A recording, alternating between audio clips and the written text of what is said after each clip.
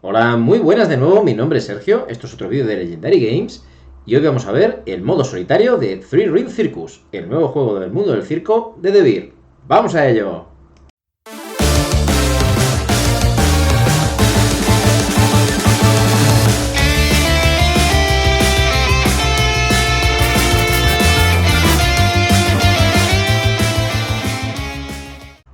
Pues ya estamos aquí de nuevo y fijaros, he situado para que veáis el tablero del juego, el tablero grandote del juego, ya sabéis que luego están los tableros de jugador. Este tablero grandote lo situamos según nos dice el juego para una partida de 2 jugadores. ¿Cómo se prepara una partida de 2 jugadores? Esto viene en el manual, ¿vale? Una partida de 2 jugadores se prepara tapando las regiones de Chicago e Indianápolis, con lo cual, con las losetas que vienen en la caja del juego, ¿vale? Con lo cual, estas ciudades no puntuarán, no funcionarán y demás. Con lo cual, también tendremos que retirar sus cartas de palomitas, que tampoco saldrán. En este caso, las de Chicago e Indianápolis no forman parte del juego porque realmente no tendría sentido, no podríamos puntuar en estas ciudades, con lo cual es absurdo. Luego será totalmente normal, se barajarán las 6 cartas de ciudad, de gran ciudad, y se colocarán 3 de forma aleatoria en Boston, en Nueva York y en Washington, ¿vale? Se colocarán 6 carpas de circo de un jugador neutral que solamente va a contar efectos de mayorías cuando se puntúa en cada gran ciudad, es decir, el que se va a llevar los 10 puntos, los 6 puntos o los 3 puntos. Esto simplemente para que haya un tercer jugador, que en este caso es un jugador totalmente pasivo porque no va a hacer nada más, para que se lleve esos puntos, ¿no? Para que no haya una puntuación que se quede vacía, ¿no? Esto se hace a ese efecto simplemente. Con lo cual se coloca todo esto igual. Luego, las losetas que tenéis aquí, que son las losetas de ciudad, que son estas, se reparten exactamente igual para determinar qué bonificación nos dará en cada ciudad pequeña. Es decir, en New Haven, por ejemplo, tenemos payasos, ¿no? En Providence tendríamos pues los vaqueros, los cowboys, nos darían 2 pedestales temporales, ¿vale? Para nuestro tablero, con lo cual siempre hay que tener en cuenta todo esto, ¿no?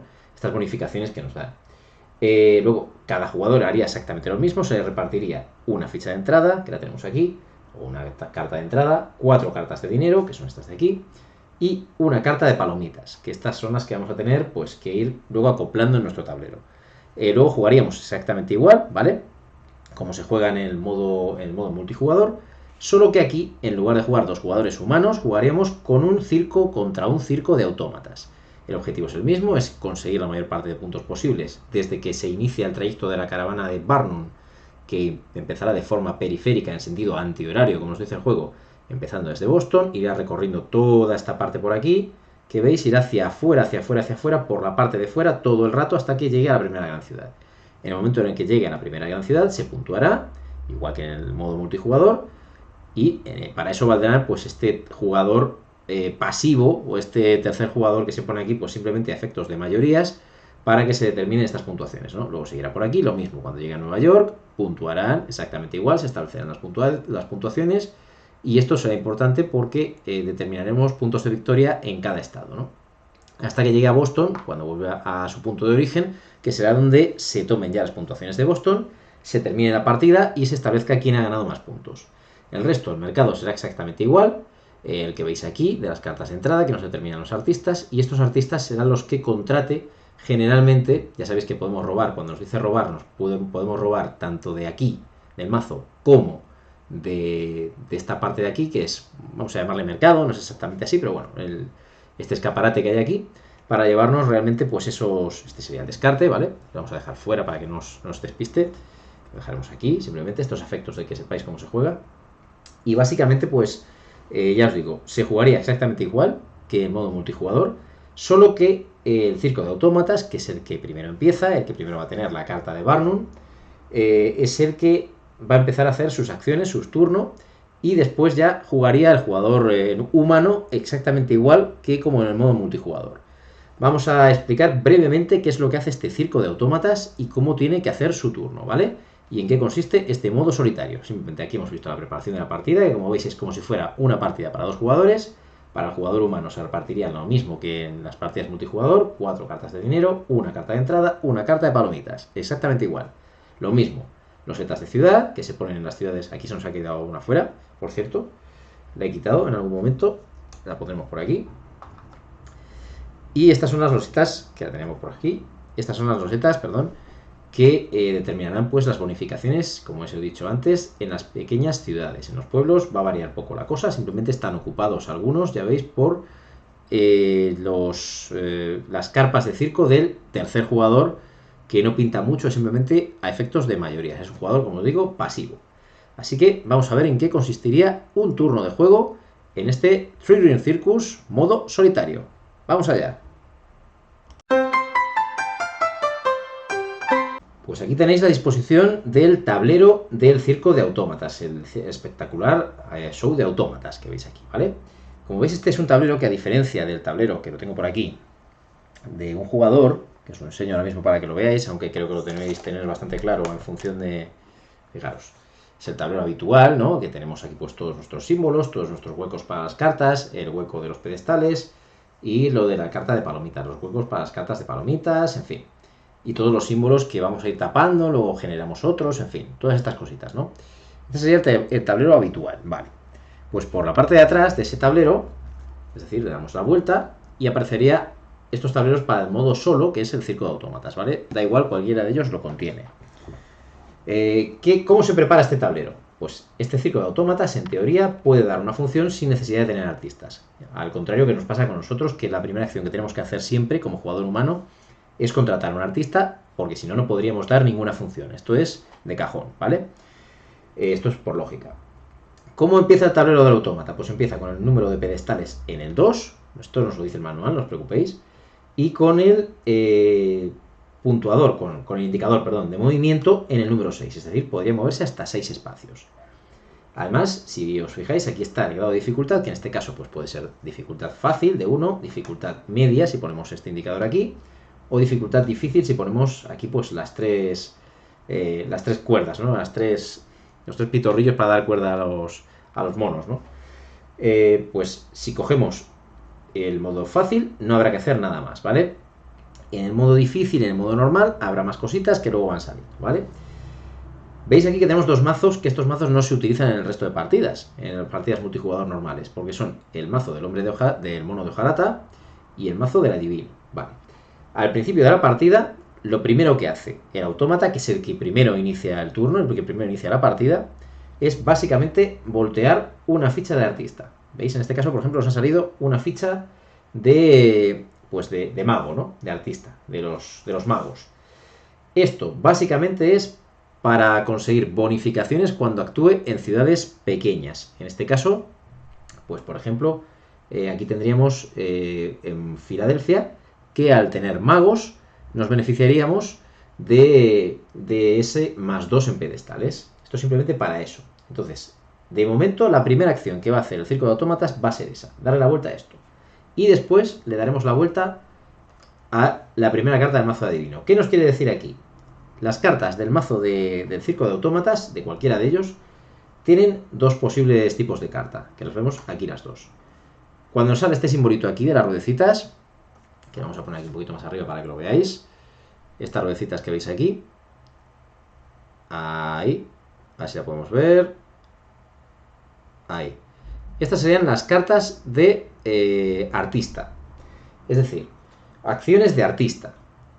¿Qué nos indica el juego que tenemos que hacer aquí? Aquí, como es el modo fácil, no tenemos que hacer caso a esta parte de abajo de la carta, que si os fijáis nos dice que subamos un pedestal. En este caso no le hacemos caso porque es del modo difícil y estamos jugando en fácil. Si jugáramos en normal tampoco, solamente en el modo difícil, ¿vale? Y lo que nos dice aquí, este simbolito que viene también explicado en el juego, es que robemos o contratemos a un artista, porque son acciones de artista, vale. Pues vamos a contratar a un artista. ¿Qué artista tenemos que contratar? Pues es fácil, el juego nos da pues una prioridad a la hora de que el circo de autómatas contrate a un artista. La prioridad será contratar a un artista exigido por el público de una gran ciudad. Es decir, en este caso pues tendríamos aquí un artista de 11, un artista de 12 o un artista de 8, como tenemos en esta ciudad de aquí. Vale, perfecto.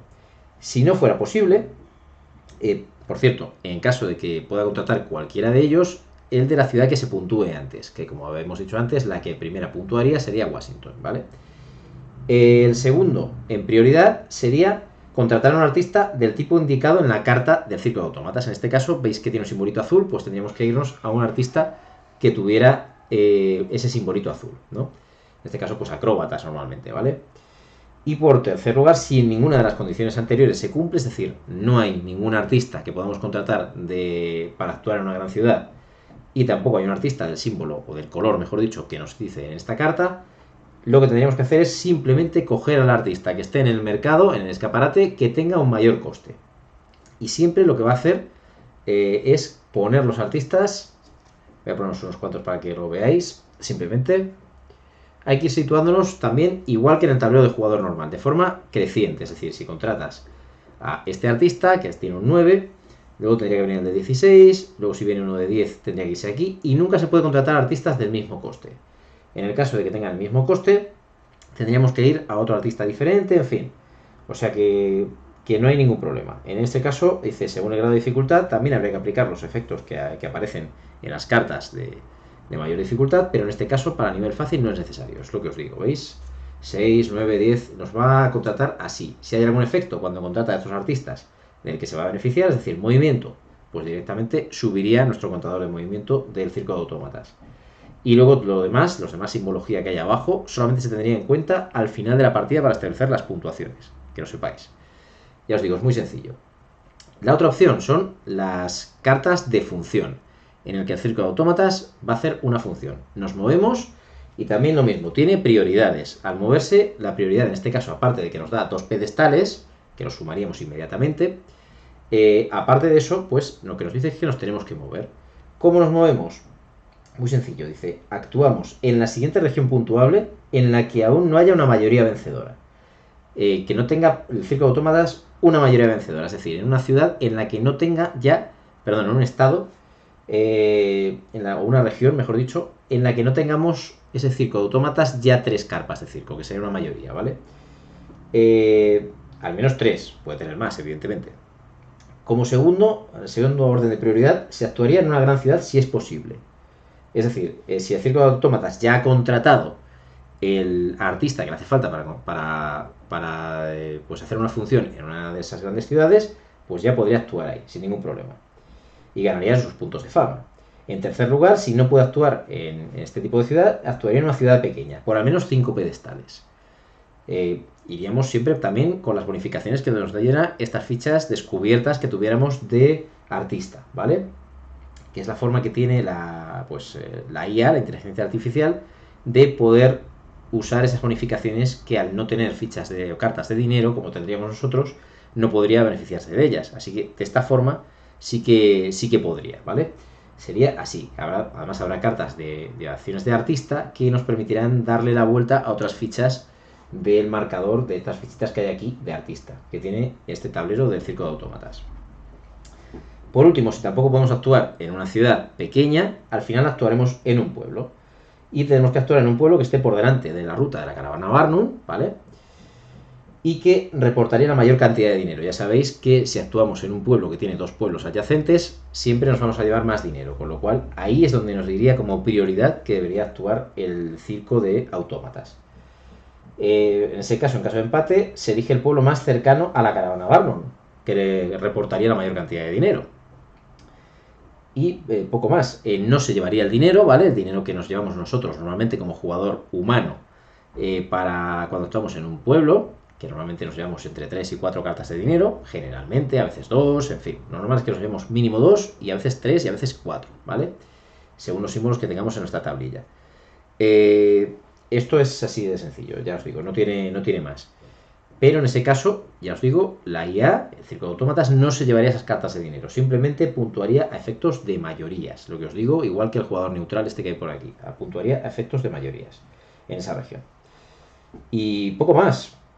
Dice, las cartas del circo de autómatas pueden tener también una bonificación con efecto inmediato, que sería esta que veis aquí, la de los pedestales, que os he comentado. Por eso lleva el símbolo del rayito, ¿vale?